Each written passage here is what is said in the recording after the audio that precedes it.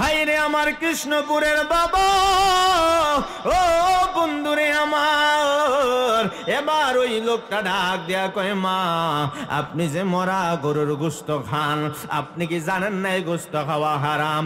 মহিলা কয়, হুজুর গো আমি ভালো করে জানি গো মরা গরুর গোশত খাওয়া হারাম, কিন্তু আমি তো আওলাদের রাসূল, আওলাদের রাসূলের জন্য তো সদকা খাওয়া যায় না, আওলাদের রাসূলের জন্য তো দান সদকা খাওয়া যায় না, মানুষ আমারে দান সদকাও করে না, এই জন্য আমি বাধ্য হয়ে মরা গরুর গোশত খাই, আমার স্বামী নাই।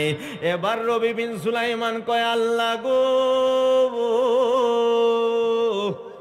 ও আমার আল্লাহ, আমি যাইব আমার নবীর বাড়ি হজ করতে, যাইব মক্কা মদিনায় হজ করতে, 400 দিরহাম 40 বছর সময় নিয়েও আমি এই 400 দিরহাম জোগাড় করলাম। এখন আমি হজে যাওয়ার রাস্তায় আমি যে নবীর আওলাদ না খায়া মারা যায়, আমি যদি তার জন্য কিছু করতে না পারি, আমার নবী যদি আমারে কয়, পাগলা রে তোমার চোখের সামনে আমার আওলাদ মরা গরুর গোশত খাইলো বাধ্য হইয়া, তুমি কি কিছু করতে পারলা না? আমি তো আমার নবীর কাছে জবাব দিতে পারতাম না। হাইরে হজ করা তো ইবাদত, হজ করা হলো ইবাদত, আর আওলাদের রাসূলের মহব্বত হলো ঈমান। আমি ঈমান রাখা ইবাদত করব না, ডাক দেখো আমি হজে যাইতাম না। সাথে সাথে ব্যাগ থেকে 400 দিরহাম বের করে দিয়া পালাইছে, কয় আমি এবছর হজে যাইতাম না গো। এই পাগলা যখন আবার বাড়িতে চলে আসছে, তার এলাকা থেকে যারা হজ করছে, মনে করেন 2-4 মাস পরে হজ থেকে যখন এলাকাবাসী আসছে, এলাকাবাসী একজন যায়া কয়, হজ থেকে আইসা কয়, রবি বিন সুলাইমান পাগলা রে তুমি না বললা হজে যাইবা না, আল্লাহর কসম কইরা বলি আমি দেখছি তোমারে আমার নবীর রওজা মুবারকের সামনে দেখা যায়। আল্লাহু আকবার বলেন না। হঠাৎ করে আরেকজন আইসা কয়, হুজুর গো আপনি না বললেন আপনি হজ করতে যাইবেন না, কিন্তু আমি তো আপনারে মাকাম ইব্রাহিমের গোড়ায় দেখছি। আরেকজন কয়, পাগলা রে আমগরে মিথ্যা কথা কোয়ার দরকার কি? তুমি না বললা হজে যাইবা না, আমি তো খানায় কাবা তাওয়াফ করতে দেখছি। এই পাগলা কয়, হায় রে আমি তো হজে যাই নাই, কেমনে দেখলো? পাগলা টেনশন করতেছে। হঠাৎ করে একটা লোক আইছে, একটা হাতে ব্যাগ নিয়া কয়, পাগলা রে নবীর রওজা মুবারকের সামনে এই ব্যাগটা যে আমার হাতে দিয়া বলছিলা তুমি ওয়াশরুমে যাইবা, গেলা যে আর আইলা না, ব্যাগটা লও। এই পাগলা কয়, ব্যাগও কি মক্কা মদিনায়ও যাই নাই, ব্যাগও দেই নাই, কেমনে কি? পাগলাটা টেনশন করতে করতে ঘুমায়া গেছে। হঠাৎ করে ঘুমের ঘরে তাকায়া দেখে মদিনার কামলিওয়ালা নবী এই পাগলার ঘুমের ঘরে হাজির হয়ে গেছে।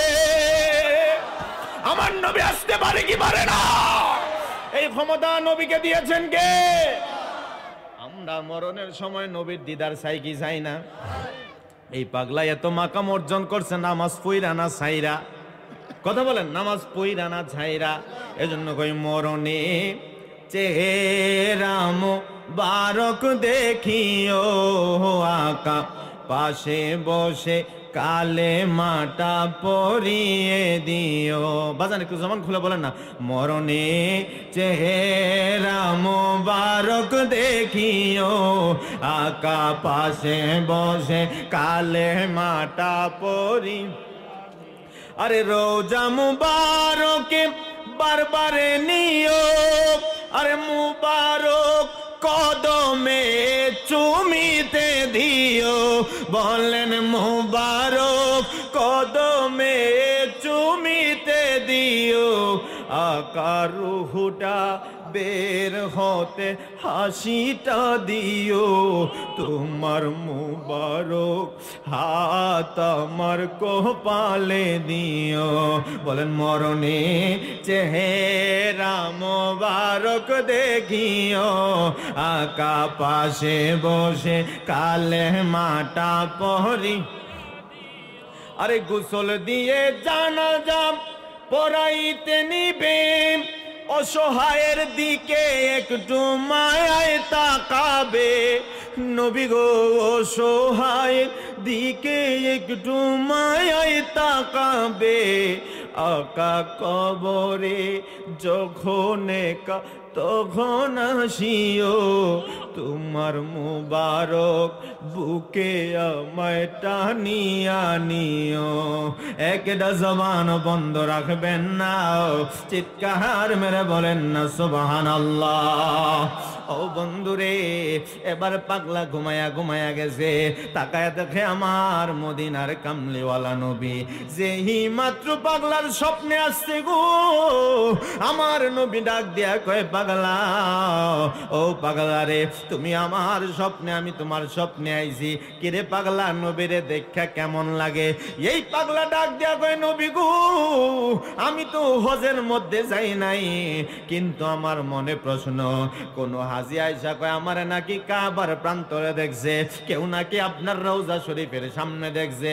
ও নবী, নবী গো আমি তো হজে যাই নাই, আমারে আবার কাবার সামনে কেমনে দেখে? আমারে রওজা মুবারকের সামনে পাগলেরা কেমনে দেখছে? আমার নবী কয়, পাগলা রে, তুমি যে হজে যাওয়ার সময়ে হজের টাকাগুলা আমার আওলাদরে যে তুমি দিয়া দিলা, আমার আওলাদের মোহাব্বতে হজের টাকাটা যে তুমি দিয়া দিছো, আমি নবীর কাছে বড় ভালো লাগছে। আমার আল্লাহ কয়, জিবরাইল, ও জিবরাইল রে, এই পাগলায় নবীর আওলাদরে কত ভালোবাসছে গো, আর দেরি করবা না, একটা ফেরেশতারে পাগলার চেহারা দিয়া রূপ ধারণ করাও, এই পাগলার রূপ ধারণ করায়া হজ করাও। এই পাগলা, এই সাহাবী যখন এই ফেরেশতা হজ করব কবুল হবে, হজ করবে ফেরেশতা, আর হজের সওয়াব চলে যাবে পাগলার আমল নামায়। ইয়া রাসূলুল্লাহ, নবীজি বুঝলাম একটা ফেরেশতা হজ করছে গো, কিন্তু এই ব্যাগটা কিসের ব্যাগ? এই ব্যাগটা কেন দিয়া পাঠাইছেন? আমার নবী ডাক দিয়া কয়, পাগলা রে,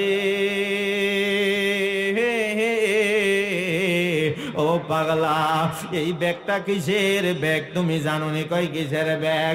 কয় তুমি আমার মাওলাদের রাসূলের মহব্বতে 400 দিরহাম খরচ করছো গো, আমি নবী খুশি হইয়া এই ব্যাগে তোমারে 4000 দিরহাম উপহার পাঠাইছি। আর জুরে কন্যা বাজান সুবহানাল্লাহ। এই জন্য এই পাগলা যে এত মাকাম পাইছে, এই পাগলা কয় আমি 5 ওয়াক্ত নামাজ জামাতের সাথে পড়ি, 5 ওয়াক্ত নামাজ জামাতের সাথে পড়ছে বিদায় আমার আল্লাহ তারে এইরকম একটা মাকাম বানাইছে।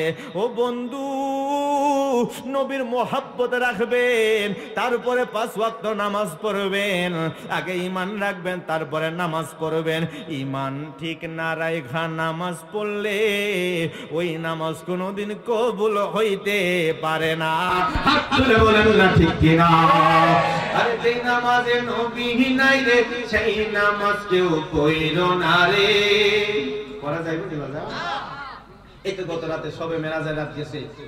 আরে যেই রাতে আমার নবী যে আপনার আমার জন্য নামাজ নিয়ে আসছে, কত মানুষ ওই রাতে মসজিদের মধ্যে তালা দিয়ে রাখছে। কথা বলেন, কথা বলেন। কত মানুষ মসজিদে তালা দিয়ে রাখছে কেন? কারণ সবে মেরাজের আলোচনা করলে আমার নবী যে নূর সেটা প্রমাণ হয় না। কথা বলেন না কেন বাবা? আরে আমার নবী, যারা নবীর মেরাজ মানবে, আমার নবীকে নূর মানতে হবে। কারণ বুরাক যেই বুরাকে করে আমার নবী মেরাজে গেলেন, সেটা ছিল নূরের বুরাক। আপনারা বলেন, নূরের বুরাকে কি মাটির মানুষ বসতে পারবে? আরে সিদরাতুল মুনতাহায় জিবরাইল আমিন গেছে, দেখো ইয়া রাসূলুল্লাহ আমি আর সামনে যাইতে পারতাম না। বলে কেন? কয় আমি যদি সামনে যাই আমার 600টা নূরের পাকা জ্বলে পুড়ে সারকার হয়ে যাব। ও জিবরাইল, তুমি না নূরের মানুষ, তুমি না নূরের ফেরেশতা, তাহলে তুমি আবার জ্বলবা কেন? জিবরাইল কয় আমি নূরের হইলেও জ্বলে যাব, তাহলে বাকি রাস্তা আমার নবী গেছে কেমনে? আরে নূরের জিবরাইল যদি চলে যায়, আমার নবী যদি চলে যায়, বুঝা যাবে জিবরাইল আমার নবীর নূরের তৈরি। কথা বলেন ঠিক কিনা? আজকে ওই নবীর শান মান নিয়ে খেলা করে, নবীরে কাউবয় বলে, নবীরে আপনার আমার মতো বলতে চায়। মনে রাখবেন এই মুনাফিকেরাই কিন্তু এই সবে মেরাজের রাত্রিতে মসজিদে তালা দিয়ে রাখে। কেন কেন কেন?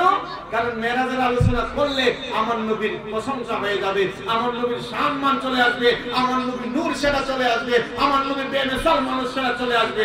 এই জন্য এই মুনাফিকেরা কোনোদিন এই মেরাজের আলোচনা করে আরে ডুবে ডুবে তোরি চলতে নি বাজান, এগুলো তো আমার বাজান তাহির হিসাবে করবো। আমি একটু কইয়া যাই, আমি তাহির হিসাবে আমাদের ঘরে বসাইয়া বুঝি বাজান আপনি বইয়ের আয়ন হিসাবে বুঝি আমার একটু ফু দিয়া দেন, দোয়া করে দেন। আমি আমাদের ঘরে বসাইয়া তারপর আমি আসছি, হুজুর আমার একটু ফু দিয়া দিছে। এই ফু দেওয়ার কারণে যা আসতেছে কইতাছি, কইতাম নি বাজান।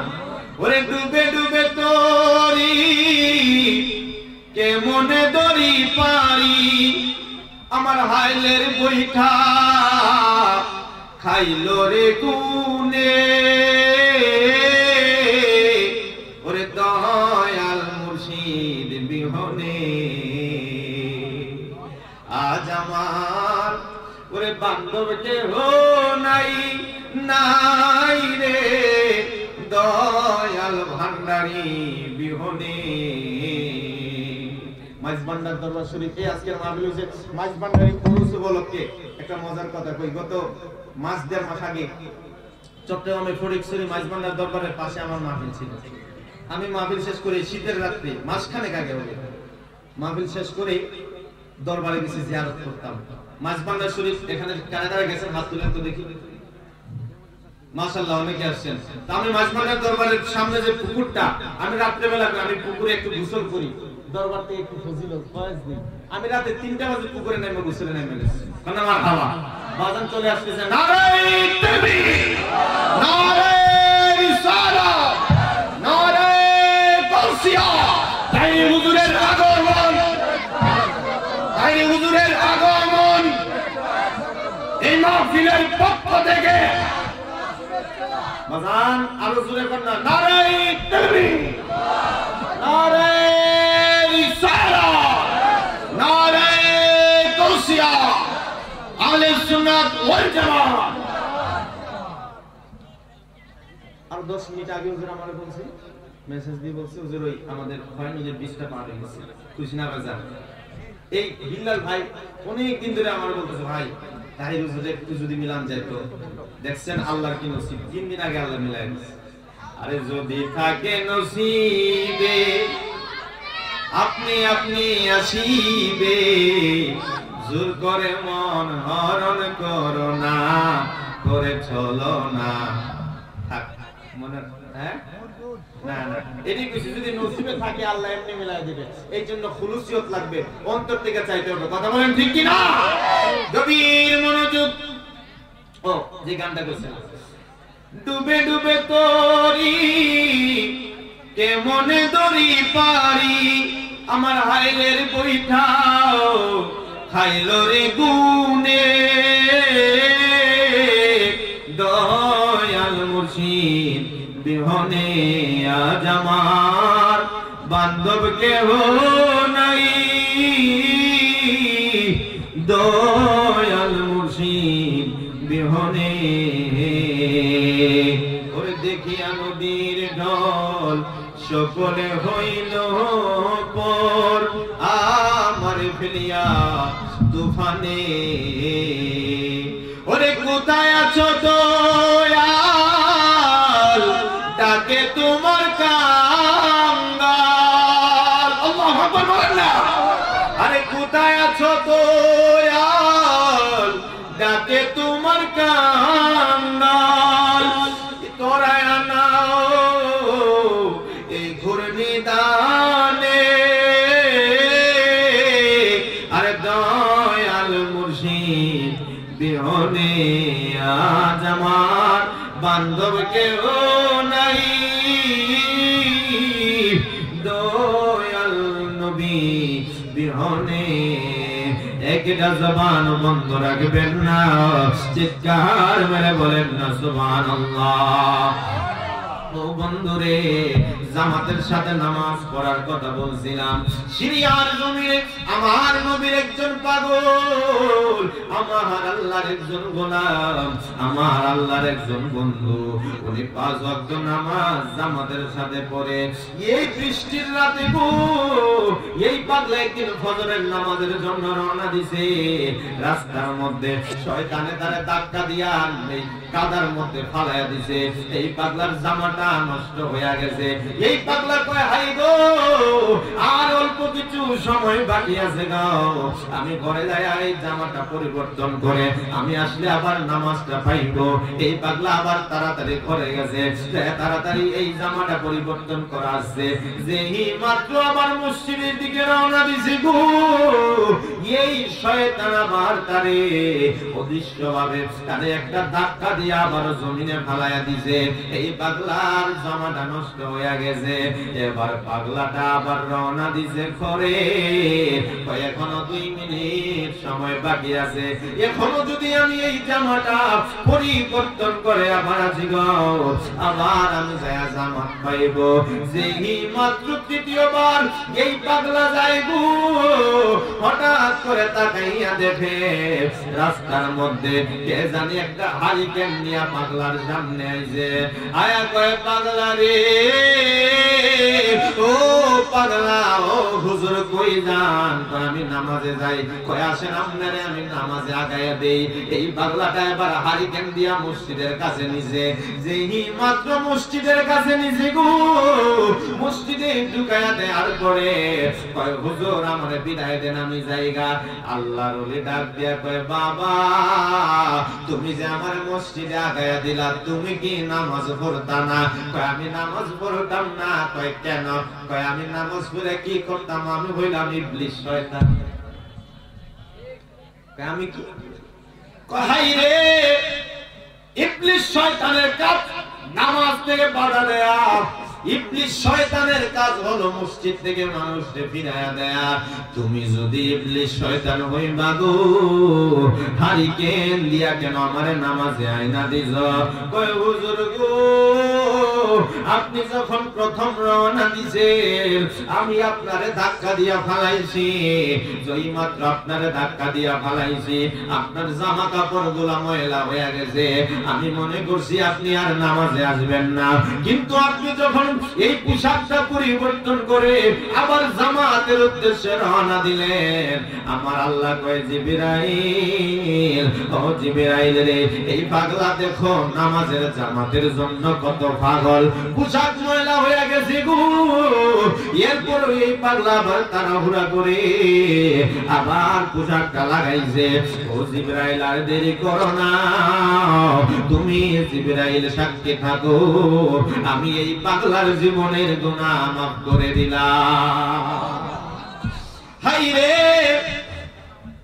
দ্বিতীয়বার আমি তোমার আবার ধাক্কা মাইরা ফালাইয়া দিছি। কয়, দ্বিতীয়বার আমারে কেন ফালাইছো? কয়, দ্বিতীয়বারও ফালাইছি দেখি আপনারে আটকানো যায় কিনা।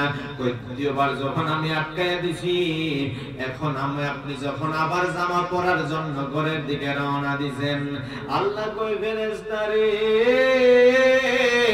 ও ফেরেশতার দল, তোমরা সাক্ষী থাকো, এই পাগলা যখন আবার এই পোশাক পাল্টাইতে গেছে, তার মতো নামাজি, তার মতো জামাতের সাথে নামাজ পড়ার জন্য এত টান, আর দেরি করো না, আমি আল্লাহ এর ওসিলায় তার ঘরের প্রত্যেকটা মানুষের জীবনের গুনাহ মাফ করে দিলাম। শয়তান, আমি বুঝতে পারছি গো, প্রথম 2 বার আমারে ফালাইছো, তাইলে তৃতীয়বার আমারে না ফালাইয়া একটা ল্যাম্প লাইট দিয়া হারিকেন দিয়া মসজিদে কেন নিয়ে আসলা? কয়, নিয়ে আসার একটাই মাত্র কারণ, প্রথমবার আল্লাহ আপনার গুনাহ মাফ করছি, দ্বিতীয়বার আপনার পরিবারের গুনাহ মাফ করছে। আমার ভয় হয় তৃতীয়বার যদি আল্লাহ পুরা এলাকাবাসীর গুনাহ মাফ করে দেয়, এই টেনশনে আমি আপনি যেন বিছলা খায় আর না পড়েন, আমি আপনার মসজিদে আইনা দিছি। এই জন্য মুনাফিকরা যারা, শয়তান যারা, তারা মিষ্টি কথার আড়ালে বাটপারি আছে না? না জোরে বলেন না, আছে না নাই?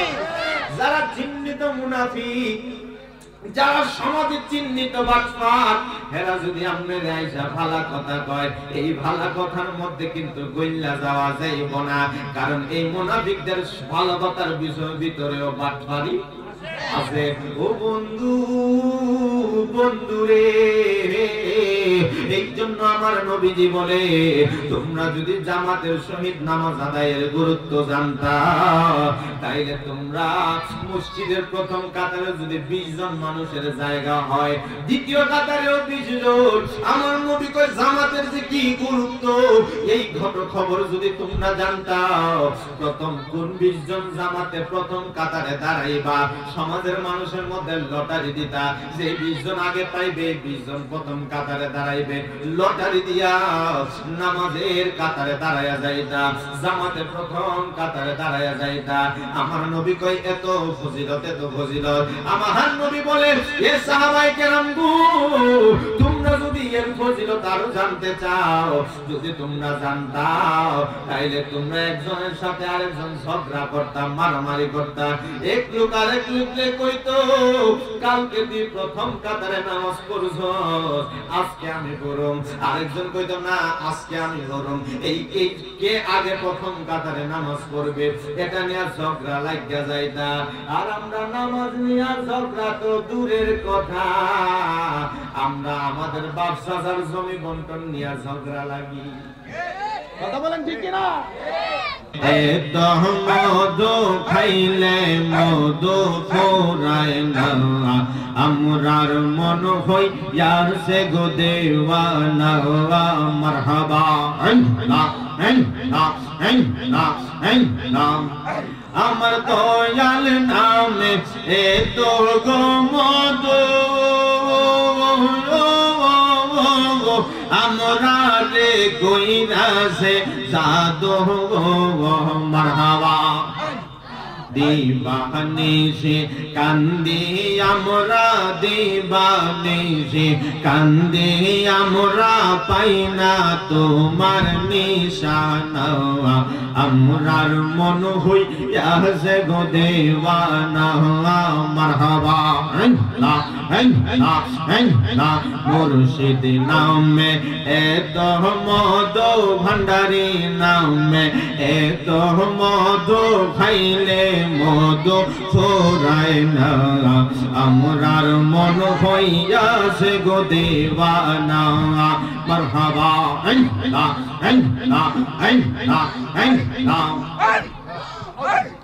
লা ইলাহা ইল্লাল্লাহু মুহাম্মাদুর রাসূলুল্লাহ। আল্লাহ তাআলার দরবারে অসংখ্য অগণিত শুকর আদায় করছি যে আল্লাহ তাআলা আমাদেরকে আজকের এই জান্নাতি সামিয়ানার নিচে আসার মতো, বসার মতো তৌফিক দান করেছেন। সকলে শুকরিয়া দান করি আলহামদুলিল্লাহ। তার সাথে সাথে লাখ কোটি দরুদ সালামের হাদিয়া পেশ করছি ওই নবীজির নুরানি কদম মোবারকে, যিনি হায়াতুন নবী, নূর নবী, ইলমে গায়েবের খবর দেনে ওয়ালা নবী, যিনি দুঃখের দিনের সাথী। একটু জোরে বলেন না সুবহানাল্লাহ। যিনি অন্ধকার কবরের বাতি, এমন একজন নবীর উম্মত আল্লাহ আপনাকে আমাকে বানিয়েছেন। কণ্ঠটা উজাড় করে পড়ি আলহামদুলিল্লাহ। হাসরের ময়দান যেদিন কায়েম হবে, আল্লাহ পাকের নির্দেশে ফেরেশতারা জাহান্নামের মধ্যে একটা দুইটা নয় 70,000 করে লাগিয়ে জাহান্নামকে টেনে টেনে হাসরের মাঠে নিয়ে আসবে। তখন আপনি আমি জাহান্নামের কঠিন আগুন দেখে হাসরের প্রত্যেকটা মানুষ থরথর করে কাঁপবে, আর আল্লাহকে একটা ডাক দিয়ে বলবে, আল্লাহ জাহান্নামের এই কঠিন আগুন থেকে বাঁচার জন্য আজকে আমাদের কাছে নামাজ নাই, রোজা নাই, হজ নাই, যাকাত নাই, কোনো ইবাদত নাই, তবে আল্লাহ আজকের ময়দানে একটা সার্টিফিকেট আছে, জাহান্নামের আগুন থেকে বাঁচার জন্য আজকের ময়দানে আমরা তোমার বন্ধু নবীর উম্মত হয়ে হাজির হয়েছি। সুবহানাল্লাহ। দিনে বলেন আল্লাহু আকবার। ওই নবীর উম্মত হতে পেরে খুশি না বেজার? শুকরিয়া দান করেন আলহামদুলিল্লাহ।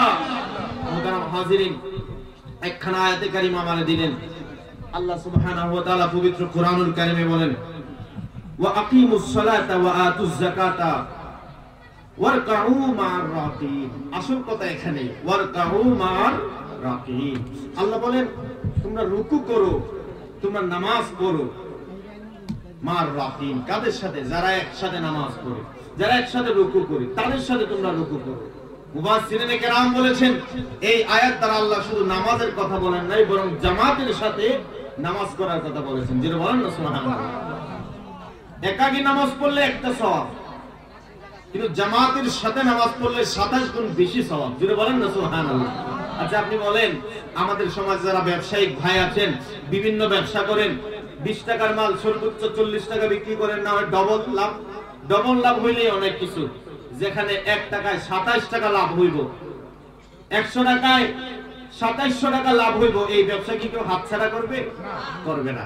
অথচ আমরা আল্লাহর সাথে সেই লেনদেন, আল্লাহর সাথে সেই আমাদের যেই নেকির ব্যবসা, আল্লাহ কয় জামাতে যায় পড়লে, এক ওয়াক্ত পড়লে 27 ওয়াক্তের সওয়াব, এক রাকাতে 27 রাকাতের সওয়াব। আমরা আল্লাহর সাথে এই ব্যবসা করতে চাই না। কপাল পোড়া। আল্লাহ তাআলা আমাদেরকে সব সময় 5 ওয়াক্ত বা জামাত নামাজ আদায় করার তৌফিক দান করুন, বলুন আমিন। ও বন্ধুরে, গভীর মনোযোগ দিয়ে শুনেন।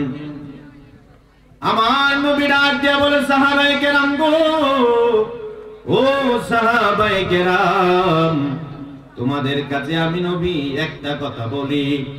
কেউ যদি তোমাদের বাড়ির সামনে যে পুকুর আছে, একটা মানুষ যদি ওই পুকুরে যায় দৈনিক 5 বার গোসল করে, তোমরা বলো দেখি তার শরীরে কোনো ময়লা থাকতে পারে কিনা? হায়রে সাহাবায়ে কেরাম ডাক দিয়ে বলে, নবীজি,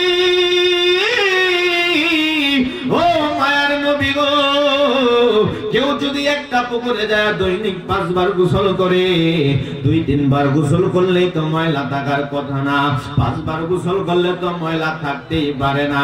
আমার নবী ডাক দিয়া বলে, সাহাবীরা রে, ও সাহাবায়ে কেরামের দল, কেউ যদি দৈনিক 5 বার গোসল করে, যেমন করে তার শরীরে কোনো ময়লা থাকতে পারে না, আমার উম্মত গুলার মধ্যে কোন উম্মত যদি দৈনিক 5 ওয়াক্ত বা জামাত নামাজ আদায় করে গো, আমি নবী বললাম তার আমল নামায় কোনো গুনাহ থাকতে পারে না। হায়রে আমার কৃষ্ণপুরের বাবা, ও বন্ধুরে আমার, এই জন্য নামাজ পড়লে শুধু যে আপনার গুনাহ থাকবে না তা কিন্তু নয়। আপনি যদি মুহাব্বতের সাথে নবীর প্রেম নিয়ে নামাজ পড়তে পারেন, আমার দয়াল নবী আপনারে মদিনায় যাওয়ার ডাক দিয়া দিবে। এই জন্য আমার নবীর একজন পাগল, যে পাগলের নাম হলো হযরতে রবি বিন সুলাইমান, যিনি দৈনিক 5 ওয়াক্ত নামাজ পড়ে, দৈনিক 5 ওয়াক্ত যিনি জামাতের সাথে নামাজ পড়ে। এই পাগলা শুধু 5 ওয়াক্ত নামাজ পড়ে না গো, এই পাগলা তাহাজ্জুদের নামাজ পড়ে। শুধু যে তাহাজ্জুদের নামাজ পড়ে তা কিন্তু নয়, এই পাগলার পেশা হলো কাঠ খাটে, কাঠুরি। এই পাগলায় দিনের বেলা সেই পাহাড়ের মধ্যে দেয়া কাঠ বানায়, ওই লাকড়িগুলো আবার বাজারে বিক্রি করে, দৈনিক 300-400 দিরহাম ইনকাম করে, দৈনিক 30-40 দিরহাম ইনকাম করে। ওই দিরহাম থেকে প্রত্যেকদিন 4-5 দিরহাম করে জমায়। ও বন্ধু, বন্ধুরে, এই পাগলার উদ্দেশ্য হলো আমি যে দৈনিক 4-5 দিরহাম করে জমাই, এই দিরহামগুলো একদিন অনেক টাকা হবে, এই টাকা দিয়ে একদিন আমি আমার নবীর বাড়ি দেখতে যাব। আমাদেরও তো মনে চাই আমার নবীর বাড়ি যাইতাম। ও আমার কৃষ্ণপুরের বাবারা, জবান খোলা বলো মদিনা যেতে চাই কি চাই না? হাতটা দিলা বলেন না, চাই কি চাই না? আরে মদিনা যাইতে টাকা লাগে না। এই পাগলা প্রতিদিন 4-5 দিরহাম করে জমাইলো, জমাইতে জমাইতে 40 বছর পরে 400 দিরহাম জমাইছে। কয় দিরহাম? জোরে কোন না, কয় দিরহাম? এই পাগলা 400 দিরহাম নিয়া যেই মাত্র রওনা দিবে মদিনার কাছে, এই পাগলা মদিনা যাওয়ার জন্য, হজে যাওয়ার জন্য রওনা দিছে। যাওয়ার সময় তাকায়া দেখে পাশে, রাস্তার পাশে একটা মরা গরু পড়ে আছে। এই মরা গরুর মধ্যে একটা মহিলা মরা গরুর গোশত কেটে কেটে একটা বাটির মধ্যে নিচ্ছে। এই পাগলা কয়, কে খাইছে রে? এই মহিলা তো হিজাব করা, নিকাব পরা, হিজাব নিকাব পরা মহিলা তো মুসলমান, কিন্তু মুসলমান মহিলা কেমনে মরা গরুর গোশত খায়? তাড়াতাড়ি মহিলার সাথে কাছে যায়, কয় মা গো মা, তুমি তোমারে দেখলে তো মুসলমানের মতো মনে হয় গো, তুমি কেন মরা গরুর গোশত খাইবা? তোমার কি একটু বিবেকে বাঁধে না? তুমি কি জানো না যে মরা গরুর গোশত খাওয়া হারাম? মহিলাটা ডাক দিয়া কয়ে, হুজুর গো, প্রশ্ন করলেন আমি জানি কি জানি না, প্রশ্ন করলেন আমি মুসলমান কিনা, তবে জেনে রাখেন আমি শুধু মুসলমান না, আরে আপনি নবী বিন সুলাইমান যেই নবীর কালমা পড়ে মুসলমান হয়েছে, আমি শুধু মুসলমান না, আমি ওই কামলেওয়ালা নবীর একজন আওলাদ। ও নবীর প্রেমিকেরা বলে দিশে হারা মরণের ভয়ে করে না প্রেম তো মরে না। বাজান কইছিলাম যে ট্রেনিং এর কথা, আপনারা তো ট্রেনিং এ দুর্বল, যুদ্ধ করবেন কেমনে, খেলবেন কেমনে, একটু আওয়াজ দেয়া কর না। নবীর প্রেমিকেরা ওরে দিশে হারা মরণের ভয়ে করে না প্রেম তো। প্রেম কইরাছেন আয়ুব নবী, ওরে তার শোনে রহিমা বিবি গো, ওরে সর্বঙ্গ কি রায় খাইল তবু প্রেম ছাড়ে না প্রেম তো। একটা জবান বন্ধ রাখবেন না, চিৎকার মেরে বলেন না সুবহানাল্লাহ।